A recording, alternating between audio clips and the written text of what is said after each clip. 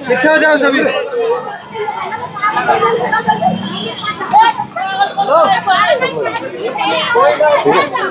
इसको अच्छी तरह इसको ही करना है। इसको थोड़ा सा लग भी जाए तो हमें कोई दिक्कत नहीं है, लेकिन हमारा मकसद है इसके पीछे वो ऊपर ना जाए तो कोशिश करो सर यही वाली तोड़ कर ये तोड़ कर इसका भी थोड़ा और लग जाए तो लग जाए।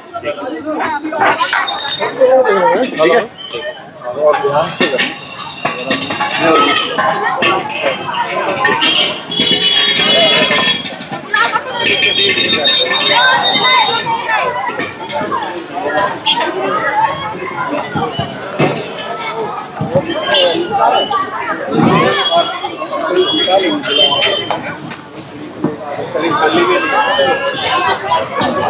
सारी कवर करने में SHO साहब से कवर कर दो, HSCP वाले भी ऑफिसर का भी कवर करना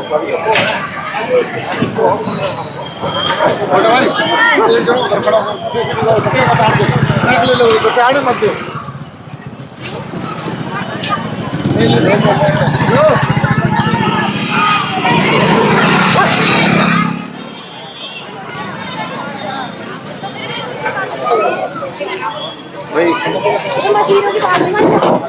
पुलिस जब ऐसे है, ये सुंदर सिंह मार्ग है और इसमें केंद्रीय विद्यालय जो एजुकेशन इंस्टीट्यूशन है उसके बिल्कुल गेट के पास एक खोखा लगा रखा है किसी ने, और ये नहीं है कि हमने वो खोखा तोड़ दिया, उसकी सारी तहकीकात की गई। अब सिगरेट बीड़ी तंबाकू अब एजुकेशन इंस्टीट्यूशन के बाहर ही बिकेगा तो फिर लॉ एंड ऑर्डर सिचुएशन कैसे मेंटेन करेंगे।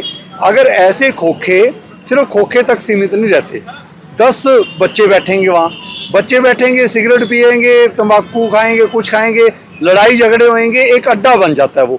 एजुकेशन इंस्टीट्यूशंस के बाहर पुलिस डिपार्टमेंट और डिफरेंट विभाग कहीं भी ऐसे कार्रवाई करने की जरूरत पड़ेगी तो हम करेंगे जी।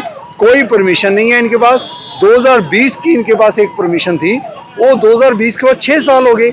अब 6 साल के बाद ना ये वेंडिंग जोन है ना कोई ये प्रॉपर लोकेशन है स्कूल के पास और उसके बाद मेन रोड के जंक्शन के पास, ऐसी कोई भी परमिशन नहीं है। हाँ अगर वो कहेंगे कि जी हम गरीब हैं जी, ठीक है जी गरीब है, गरीब की मदद हमने करनी होगी हम कर देंगे जी, हमारे से मदद लें, हम उनको परमिशन दिलाएंगे, सही जगह बिठाएंगे। अगर कोई फाइनेंशियल मदद भी करनी है तो किसी NGO को रिक्वेस्ट कर लेंगे, लेकिन उस एवज में आप स्कूलों के पास सिगरेट बीड़ी तंबाकू बेचो, ये नहीं होने देंगे। देखिए जी बच्चों को सुधारने के 2-4 तरीके हैं। माँ बाप अपना उनके ऊपर क्या मॉनिटर करते हैं वो है। एजुकेशन इंस्टीट्यूशन का फ़र्ज़ है कि आसपास के एनवायरनमेंट को ठीक रखें। यहाँ के प्रिंसिपल ने भी कई बार कंप्लेंट कर रखी है, तो जब एजुकेशन इंस्टीट्यूशन के हेड ने कंप्लेंट कर रखी है और हमारे SHO साहब ने उसकी तहकीकात की, हमने महकमे वालों से भी तहकीकात करवाई, फिर जाके हमने एक्शन लिया है। मैं दोबारा कहूँगा कि पुलिस डिपार्टमेंट और दूसरे महकमे एकजुट होकर अगले 45 दिन में 100% ऐसे नशा तस्करी, ये जो गैंगस्टर्स हैं, किसी की चोरी चकारी इधर उधर नशे नुशे में जो इन्वॉल्वमेंट है, उनकी अगर बिल्डिंगें भी तोड़नी पड़ी तो अगर अवैध हैं तो टूटेंगी, आने वाले समय में टूटेंगी। हरियाणा मशहूर रहेगा पुलिस डिपार्टमेंट की सख्ती की।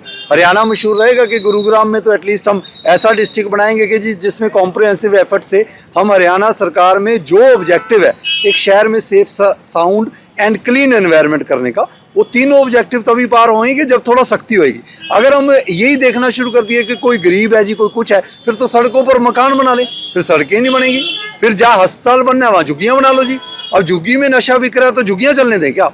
कोई गरीब अतिक्रमणकारी है जी, किसी गरीब की मदद करनी है, हमारे पास आए, हम 100% करेंगे। अपराधी था जिसके घर पे आज जो है कार्रवाई की गई है सेक्टर 12 में। ये करणपुत्र विजय नाम का एक अपराधी है। इसके ऊपर 6 मुकदमे दर्ज हैं, जिसमें गृहभेदन, चोरी और पुलिस कर्मचारियों के साथ और प्रशासनिक अधिकारियों के साथ झगड़ा इत्यादि का।